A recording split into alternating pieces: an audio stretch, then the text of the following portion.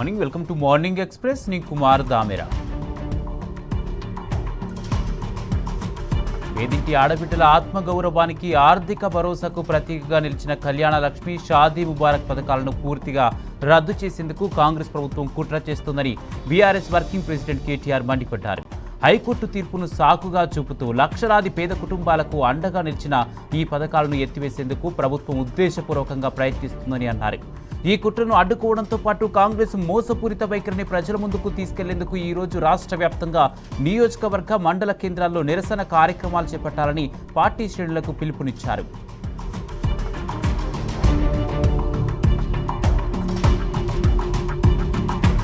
Sir ప్రక్రియలో draft list నుంచి తుది ఓటరు జాబితా వచ్చే దశ అత్యంత కీలకమైందని బీఆర్ఎస్ వర్కింగ్ ప్రెసిడెంట్ కేటీఆర్ అన్నారు. అర్హులైన ప్రతి ఓటరు పేరు జాబితాలో కొనసాగేలా చూడటం, తప్పులను తక్షణమే సరిదిద్దడం ద్వారా ఎన్నికల ప్రక్రియ పారదర్శకంగా జరిగేలా బీఎల్ఏలు అప్రమత్తంగా ఉండాలని పిలుపునిచ్చారు. బీఆర్ఎస్ ముఖ్య నేతలు, నియోజకవర్గ ఇన్ఛార్జీలు, కార్యకర్తలతో కేటీఆర్ టెలికాన్ఫరెన్స్ నిర్వహించారు. సర్ ప్రక్రియలో డ్రాఫ్ట్ లిస్టు నుంచి తుది ఓటరు జాబితా వచ్చే దశలో చేయాల్సిన పనులు, తీసుకోవాల్సిన జాగ్రత్తలపై దిశానిర్దేశం చేశారు. చివరి దశలో బీఎల్ఏలంతా అప్రమత్తంగా ఉండాలని సూచించారు.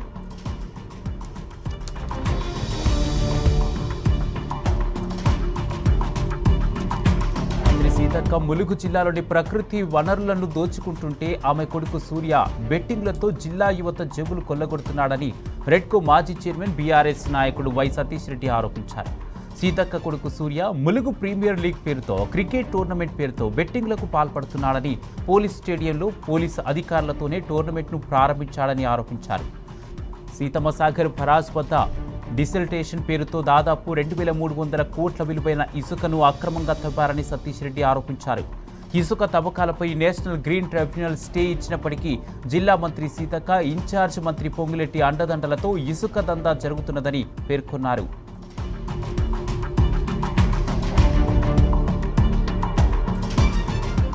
హన్మకొండ జిల్లా పరకాలలో ఏర్పాటు చేసిన సీఎం రేవంత్ రెడ్డి సభ అట్టర్ ఫ్లాప్ అయింది.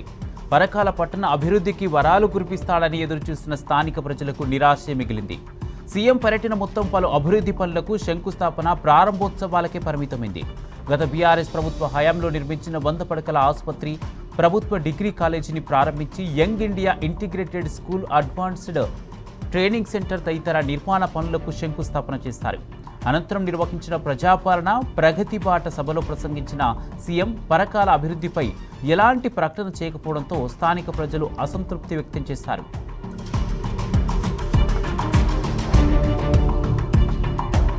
సీఎం రేవంత్ రెడ్డి పర్యటన సందర్భంగా హన్మకొండ, ములుగు జిల్లాల్లో పెద్ద ఎత్తున అక్రమ అరెస్టులు కొనసాగాయి. బీఆర్ఎస్ నేతలతో పాటు అంగన్వాడీలను పోలీసులు అదుపులోకి తీసుకున్నారు. రేవంత్ పాలనలో పోలీసులు తమ ఇష్టారాజ్యంగా వ్యవహరిస్తున్నారని బీఆర్ఎస్ నేతలు ఆగ్రహం వ్యక్తం చేశారు. వేధింపులు, నిర్బంధాలతో ప్రజలను ఇబ్బందుల పాల్చేస్తున్నారని మండిపడ్డారు.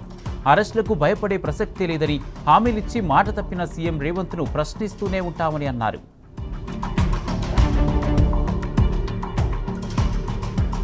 సీఎం రేవంత్ ములుగు జిల్లా పర్యటన సందర్భంగా పోలీసులు ఓవర్ యాక్షన్ చేశారు. ఆంక్షల పేరుతో ఆడబిడ్డలపై జులుం చేశారు. సీఎం రేవంత్ పర్యటన నేపథ్యంలో 100 మంది మహిళలను అధికార పార్టీ నేతలు తీసుకొచ్చారు. తీరా వచ్చాక వారిని ఆంక్షల పేరుతో ఇబ్బంది పెట్టారు. ఒక్కచోట నిల్చోనియకుండా వెళ్ళగొట్టారు. దీంతో విసిగిపోయిన మహిళలు పోలీసులపై ఆగ్రహం వ్యక్తం చేశారు. ఆంక్షల పేరుతో ఎందుకు అవమానిస్తున్నారని ప్రశ్నించారు. కాంగ్రెస్ పాలనలో ఆడబిడ్డలకు తగిన గౌరవం లేదని ఆవేదన వ్యక్తం చేశారు.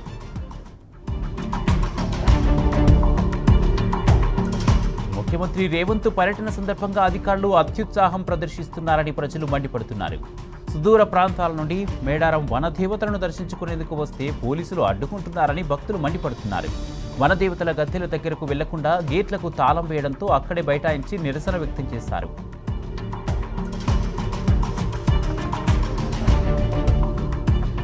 అభివృద్ధికి ఆమడ దూరంలో గ్రామ పంచాయతీగా ఉన్న ములుగును జిల్లా చేసిన ఘనత తెలంగాణ తొలి ముఖ్యమంత్రి కేసీఆర్కే దక్కుతుందన్నారు జిల్లా ప్రజలు. బీఆర్ఎస్ హయాంలో జరిగిన అభివృద్ధిని నేటికి తలుచుకుంటున్నామన్నారు. ఈ నేపథ్యంలో విజయ్ రామ్ నాయక్ అనే యువకుడు ములుగు ఎంఆర్ఓ కార్యాలయం నుండి నూతన కలెక్టరేట్ వరకు కేసీఆర్ ఫ్లెక్సీతో పాదయాత్ర చేశాడు.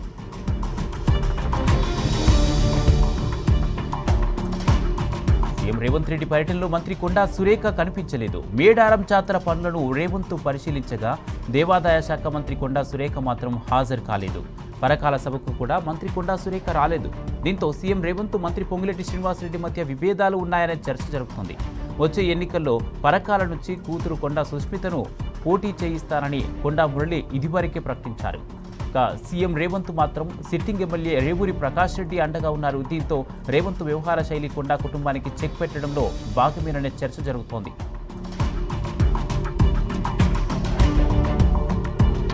ఖమ్మంలో ఇందిరమ్మ ఇల్లు ఎన్ని వచ్చాయో చెప్పాలని మాజీ మంత్రి పువ్వాడ అజయ్ కుమార్ ప్రశ్నించారు. ఇందిరమ్మ ఇల్లు బిల్లులు రావడం లేదన్నారు. కాంగ్రెస్ పార్టీ అధికారంలోకి వచ్చిన తర్వాత పాత రోజులు వచ్చాయన్నారు. కరెంటు విషయంలో పాత రోజులు వచ్చాయని, యూరియా సరఫరాలో నిర్లక్ష్యం వహిస్తున్నారని ఫైర్ అయ్యారు. రాష్ట్రంలో అభివృద్ధి కుంటుపడిపోయిందని విమర్శించారు.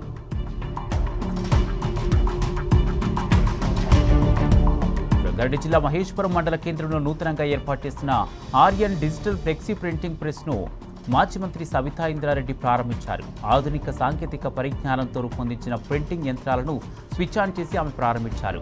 తమ స్వశక్తితో తమ కాళ్ల మీద తాము నిలబడేందుకు వివిధ ఉపాధి మార్గాలను ఎంచుకుంటున్న వారిని ఈ సందర్భంగా సబితా ఇంద్రారెడ్డి అభినందించారు.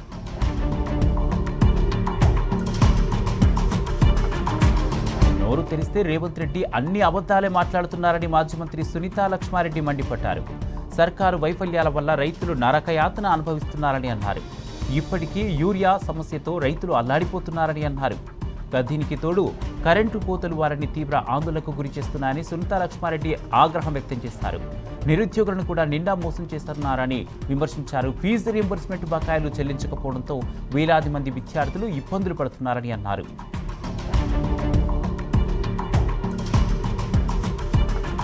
సీఎం రేవంత్ రెడ్డిపై బీఆర్ఎస్ ఎమ్మెల్సీ దాసోజు శ్రవణ్ మండిపడ్డారు. మింగం ఎతుకులేదు కానీ మీసాలకు సంపంగి నూనె అనేలా కాంగ్రెస్ సర్కారు తీరు ఉందన్నారు.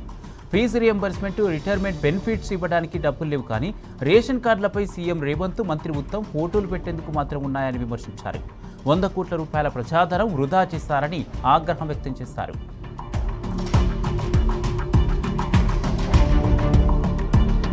రంగారెడ్డి గడ్డపై కాలు పెట్టే అర్హతను రేవంత్ రెడ్డి కోల్పోయారని బీఆర్ఎస్ ఎమ్మెల్యేలు చింతా ప్రభాకర్, మాణిక్రావు, క్రాంతి కిరణ్ అన్నారు. కాంగ్రెస్ సర్కారు అసలు మెదక్ జిల్లాను పట్టించుకోవడం లేదని ఆరోపించారు. సొంత డబ్బాలు కొట్టుకోవడం తప్పించి అభివృద్ధిపై అసలు దృష్టి పెట్టడం లేదని మండిపడ్డారు. స్థానిక కాంగ్రెస్ నాయకులు పెద్ద ఎత్తున కబ్జాలకు పాల్పడుతున్నారని, ప్రశ్నించే వారిపై కేసులు పెడుతూ వేధింపులకు గురి చేస్తున్నారని ఆగ్రహం వ్యక్తం చేశారు. చౌకబారు విమర్శలు, పనికిరాని మాటలతో కాలక్షేపం చేస్తూ ప్రజలను నిలువునా మోసం చేస్తున్నారని మండిపడ్డారు. కాంగ్రెస్ సర్కారు 2.5 ఏళ్లలో ప్రభుత్వ భూములను అమ్మడం తప్ప కొత్తగా చేసిందేం లేదని ఎమ్మెల్యే మాధవరం కృష్ణారావు ఆగ్రహం వ్యక్తం చేశారు. ప్రజలకు ఇచ్చే సంక్షేమ పథకాలు, అభివృద్ధిని పక్కన పెట్టి ఎన్నో ఏళ్లుగా కాపాడుకుంటున్న 200 కోట్ల రూపాయల భూములను కాంగ్రెస్ సర్కారు అమ్మేస్తుందన్నారు. శేరలింగంపల్లి నియోజకవర్గం Hyder Nagar division Mitra Hills colony park భూమిని అమ్మడానికి హెచ్ఎండిఏ టెండర్లు పిలవడంపై ఆ కాలనీ వాసులు ఆగ్రహం వ్యక్తం చేశారు.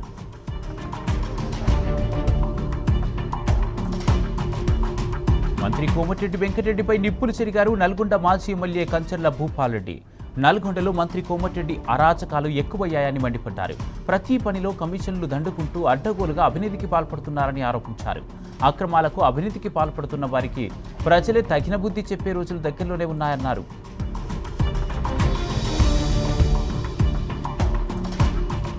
కాంగ్రెస్ సర్కార్పై ఫైర్ అయ్యారు బీఆర్ఎస్ నాయకులు మన్నె క్రిషాంక్. సికింద్రాబాద్ కంటోన్మెంట్ నియోజకవర్గం నుండి అంబేద్కర్ నగర్లో డ్రైనేజీ సమస్యపై తీవ్ర స్థాయిలో విరుచుకుపడ్డారు.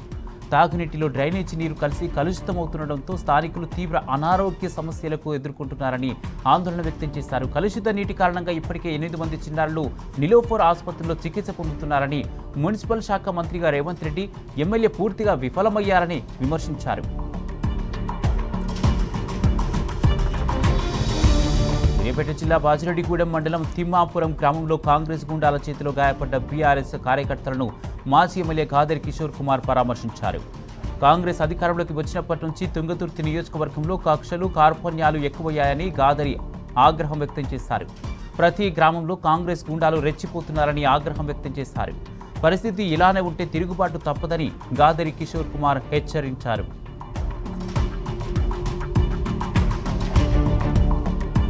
బాల్కొండ నియోజకవర్గంలో బీజేపీ కాంగ్రెస్ పార్టీలకు చెందిన పలువురు నేతలు బీఆర్ఎస్ పార్టీలో చేరారు. వారందరికీ గులాబీ కండువాలు కప్పి పార్టీలోకి ఆహ్వానించారు మాజీ మంత్రి వేముల ప్రశాంత్ రెడ్డి.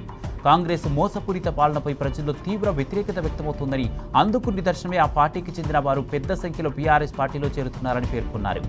కేసీఆర్ నాయకత్వమే తెలంగాణకు శ్రీరామ రక్ష అని, కేసీఆర్ అమలు చేసిన సంక్షేమ పథకాలే మళ్లీ బీఆర్ఎస్ను అధికారంలోకి తెస్తాయన్న ధీమా వ్యక్తం చేశారు.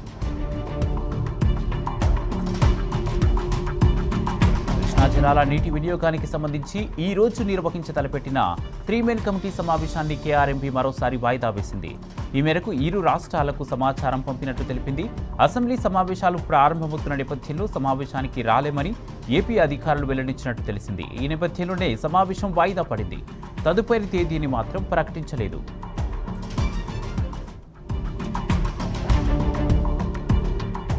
సాంఘిక సంక్షేమ శాఖ, గిరిజన సంక్షేమ శాఖ, రెసిడెన్షియల్ పాఠశాలలో పనిచేస్తున్న గెస్ట్, కాంట్రాక్ట్ టీచర్లకు ఇతర శాఖల్లో మాదిరిగా జీతాలు ఇవ్వాలని బీసీ సంక్షేమ సంఘం జాతీయ అధ్యక్షుడు ఆర్ కృష్ణయ్య డిమాండ్ చేశారు. రెసిడెన్షియల్ పాఠశాలలో పనిచేస్తున్న టీచర్లకు మిగతా వారిలా నెలకు 36,000 ఇవ్వాలని కోరారు. పార్ట్ టైం కాంట్రాక్ట్ అధ్యాపకులు గత 15 ఏళ్లుగా చాలని జీతాలతో పనిచేస్తున్నారని అన్నారు. సమాన పనికి సమాన జీతం ఇవ్వాలని డిమాండ్ చేశారు.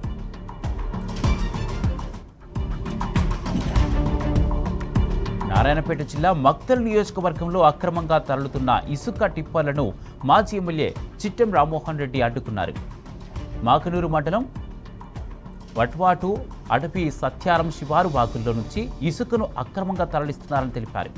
ఈ విషయమై రెవెన్యూ, పోలీస్ అధికారులకు ఫిర్యాదు చేసినా చర్యలు తీసుకోకపోవడం లేదని అన్నారు. జిల్లాలో అధికార పార్టీ నేతల కనుసన్నల్లో జరుగుతున్న అక్రమ ఇసుక రవాణాపై కలెక్టర్కు ఫిర్యాదు చేశారు.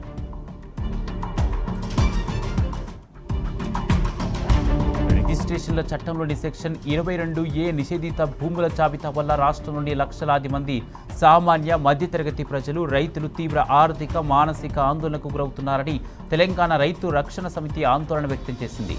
22A జాబితాను ప్రభుత్వమే సమగ్ర సర్వే జరిపి క్లియర్ చేయాలని, ప్రజలపై దరఖాస్తుల భారాన్ని మోపవద్దని సమితి అధ్యక్షులు పాకాల శ్రీహరిరావు డిమాండ్ చేశారు. రెవెన్యూ, రిజిస్ట్రేషన్ శాఖల పొరపాట్ల వల్ల లక్షలాది మంది సొంత ఆస్తులు, పట్టా భూములు 22A నిషేధిత జాబితాలో చేరాయని అన్నారు.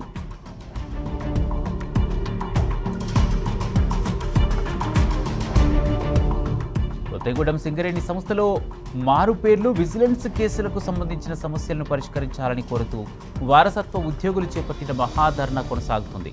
సింగరేణి యాజమాన్యం ప్రభుత్వం స్పందించకపోవడంతో ఆభరణ నిరాహార దీక్షలకు దిగాల్సిన పరిస్థితి ఏర్పడిందని బాధిత ఉద్యోగులు ఆవేదన వ్యక్తం చేశారు. తమ ప్రాణాలకు ఏదైనా ముప్పు వాటిల్లితే ప్రభుత్వమే బాధ్యత వహించాలని హెచ్చరించారు.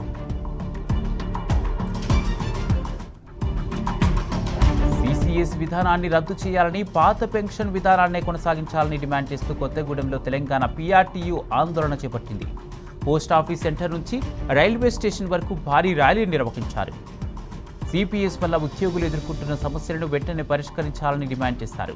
ఈ ఆందోళనలో ఉద్యోగులు, ఉపాధ్యాయులు పెద్ద సంఖ్యలో పాల్గొన్నారు.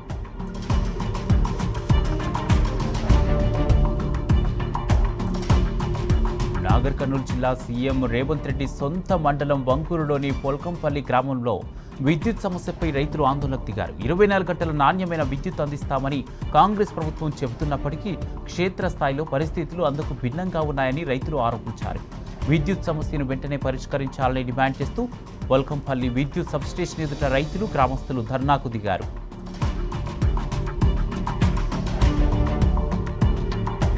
సికింద్రాబాద్ మహేంద్ర హిల్స్లో శ్రావణ మాస బోనాల ఉత్సవాలు ఘనంగా జరిగాయి. శ్రావణ తొలి ఆదివారం రోజున మహేంద్ర హిల్స్ వనదుర్గ రాజరాజేశ్వర అమ్మవారికి ప్రత్యేక బోనం సమర్పించారు. జోగిని బోనం ఎత్తుకోగా పోతురాజుల విన్యాసాలు, భక్తుల తీర్మాల స్టెప్పులతో మహేంద్ర హిల్స్లో సందడి వాతావరణం నెలకొంది. అమ్మవారి దర్శనం తర్వాత అన్నప్రసాదం అందజేశామని మహంకాళి టెంపుల్ అర్చకులు వేణుమాధవ్ శర్మ తెలిపారు.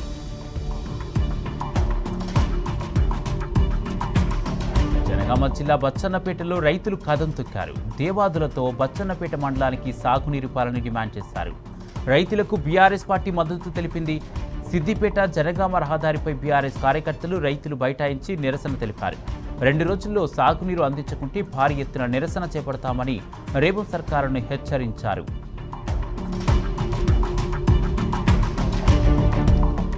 జిల్లాలో కాంగ్రెస్ ప్రభుత్వం నిర్మించిన రాజీవ్ లింక్ కెనాల్లో వరుస లోపాలు బయటపడుతున్నాయి. ఎక్కడికక్కడ లైనింగ్ కూలిపోతుంది. జూలూరుపాడు మండలం వినోబనగర్ దగ్గర రాజీవ్ లింక్ కాలువ రెండవ పైప్ లైన్ పూర్తిగా కొట్టుకుపోయింది. ఇక వినోబనగర్ దగ్గర సీతారామ కాలువ నుంచి నీరు వచ్చే ఎంట్రీ పాయింట్కు కొద్ది దూరంలో కాలువకు గండిపడే ప్రమాదం కనిపిస్తుంది. అక్కడ కూడా సిమెంట్ లైనింగ్ ఊడిపోయి కాలువ కుంగింది. ఎక్కడికక్కడ ఊడిపోయిన సిమెంట్ పలకలు కాలువలో కొట్టుకుపోతున్నాయి.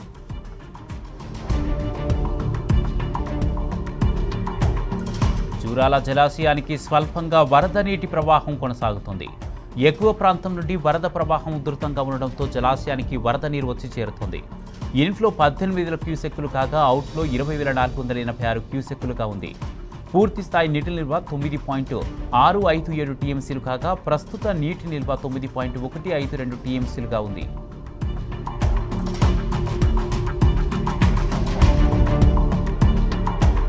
శ్రీశైలం జలాశయానికి వరద నీటి ప్రవాహం కొనసాగుతుంది. జూరాల నుంచి 15,819 క్యూసెక్కుల నీరు శ్రీశైలం జలాశయానికి చేరుతుంది. శ్రీశైలం జలాశయం పూర్తి స్థాయి నీటి మట్టం 885 అడుగులు కాగా ప్రస్తుతం 877.10 అడుగుల వద్ద నీటి మట్టం కొనసాగుతుంది. పూర్తి స్థాయి నీటి నిల్వ సామర్థ్యం 215.70 టీఎంసీలు కాగా ప్రస్తుతం 173.98 టీఎంసీల నీటి నిల్వ ఉంది. నాగార్జున సాగర్ ప్రాజెక్టుకు వరద నీరు కొనసాగుతుంది. ఇన్ఫ్లో 51,276 క్యూసెక్కులుగా ఉండగా అవుట్ఫ్లో 33,748 క్యూసెక్కులుగా కొనసాగుతుంది. ప్రాజెక్టు పూర్తి స్థాయి నీటి మట్టం 590 అడుగులు కాగా ప్రస్తుత నీటి మట్టం 525.60 అడుగులకు చేరింది. ప్రాజెక్టు పూర్తి స్థాయి నీటి నిల్వ సామర్థ్యం 312 టీఎంసీలుగా ఉండగా ప్రస్తుతం 160 టీఎంసీల నీరు నిల్వ ఉంది. హైదరాబాద్ కుషాయిగూడలో కల్తీ పాల ఉత్పత్తులు తీవ్ర కలకలం రేపాయి.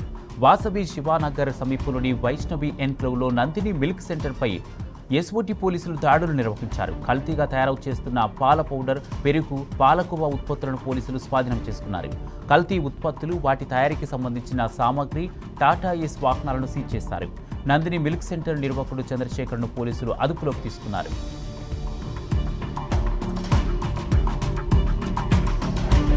చట్టవిరుద్ధంగా మెఫెన్థెరమైన్ సల్ఫేట్ ఇంజెక్షన్లను నిల్వ ఉంచి విక్రయిస్తున్న 3 నిందితుల ముఠాను రాజేంద్రనగర్ జోన్ టాస్క్ ఫోర్స్ పోలీసులు అదుపులోకి తీసుకున్నారు.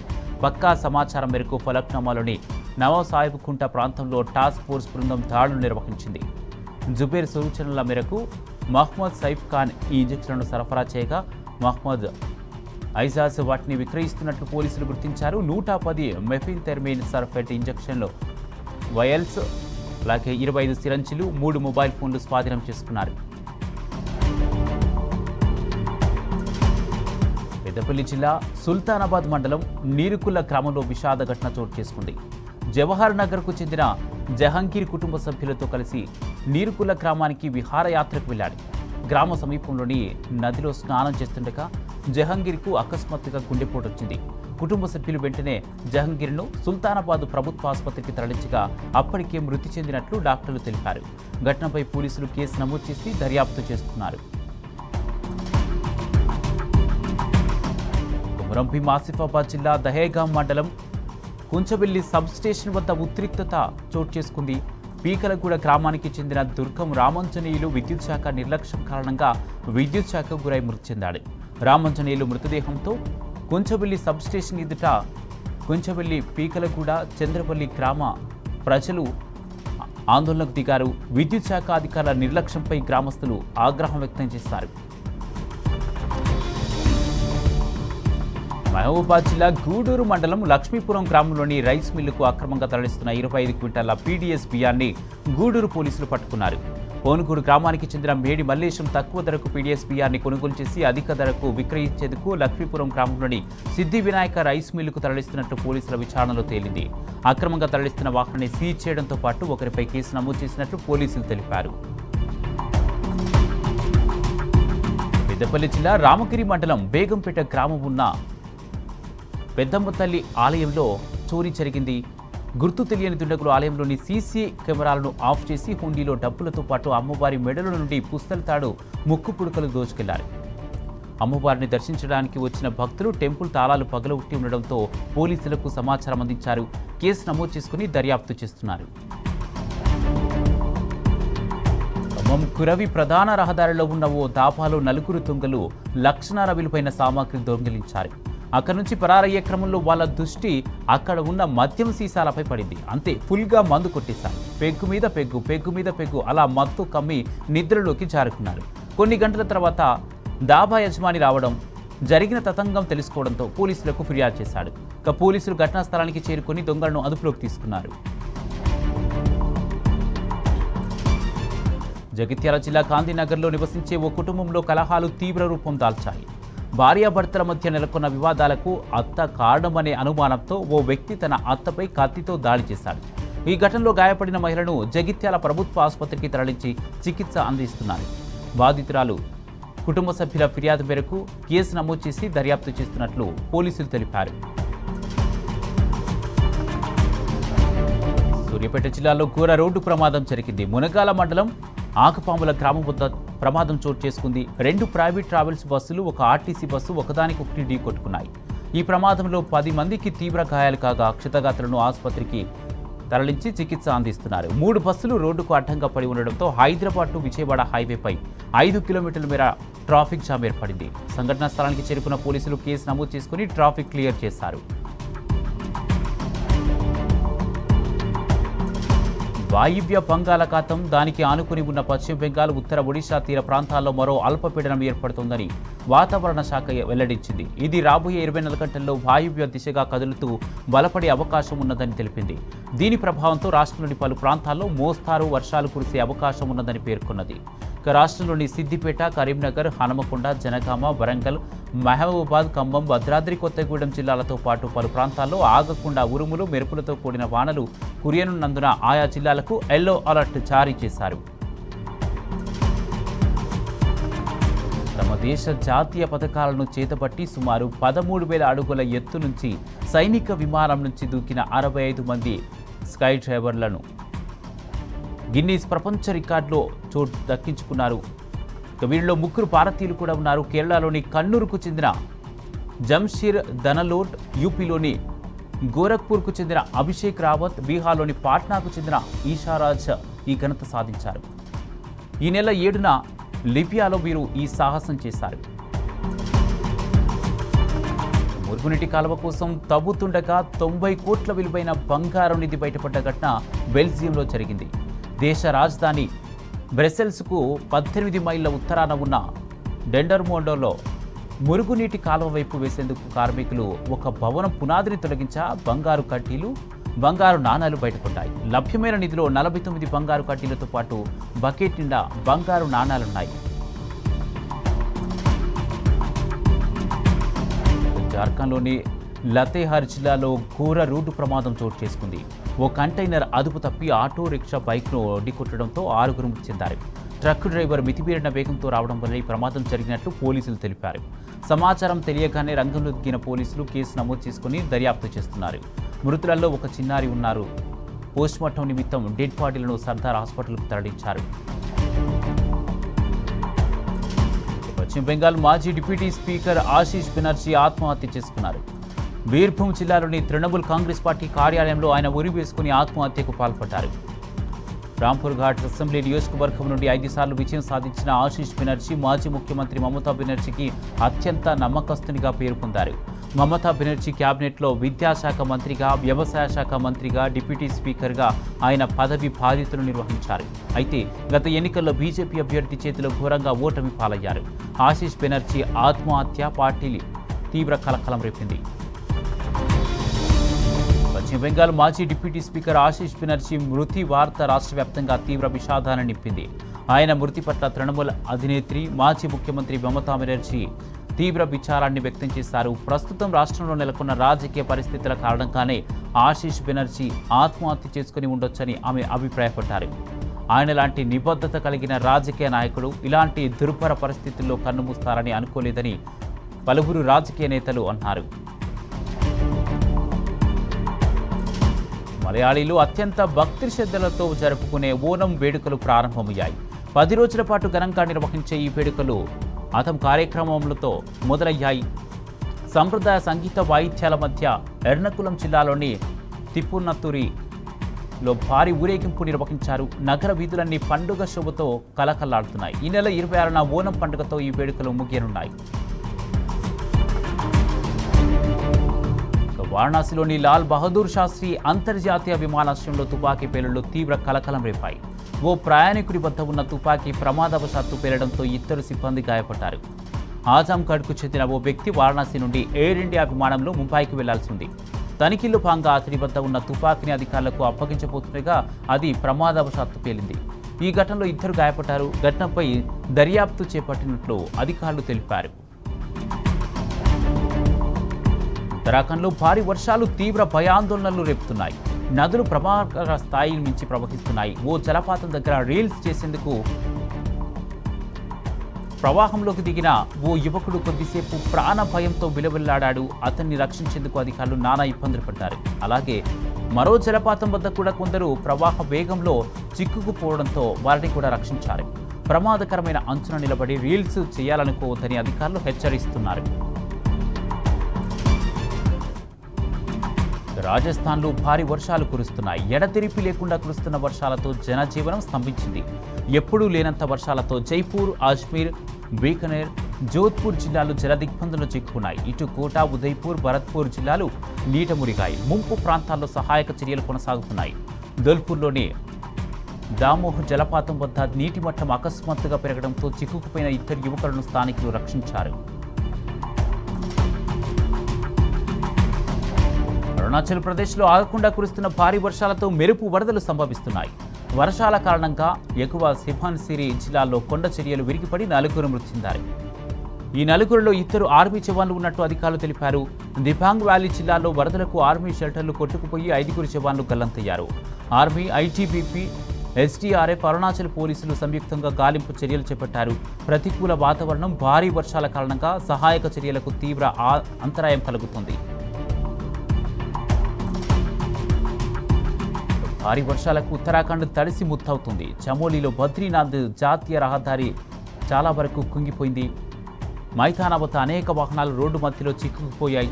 ఓ సరుకుల లారీ రోడ్డు మధ్యలో కూరుకుపోయింది. పరిస్థితి చక్కదిద్దేందుకు రంగంలోకి దిగిన సహాయక సిబ్బంది అనేక గంటల పాటు కష్టపడి లారీని వెలికితీశారు.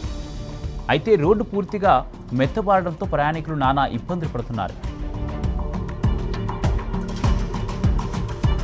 లెబనాన్పై ఇజ్రాయెల్ విరుచుకుపడుతుంది. దక్షిణ లెబనాన్పై జరిపిన మిసైల్స్ దాడుల్లో కనీసం 15 మంది వరకు ప్రాణాలు కోల్పోయారు. వీరిలో 3 చిన్నారులు కూడా ఉన్నారు. 100 మంది తీవ్రంగా గాయపడ్డారు. ఈ దాడుల్ని లెబనాన్ ప్రధాని నవాఫ్ సలాం ఖండించారు. ఇజ్రాయెల్ తన యుద్ధ కాంక్షను వినడానికి విజ్ఞప్తి చేశారు. దీనివల్ల అనేక మంది అమాయకులు ప్రాణాలు కోల్పోతున్నారని నవాఫ్ అన్నారు.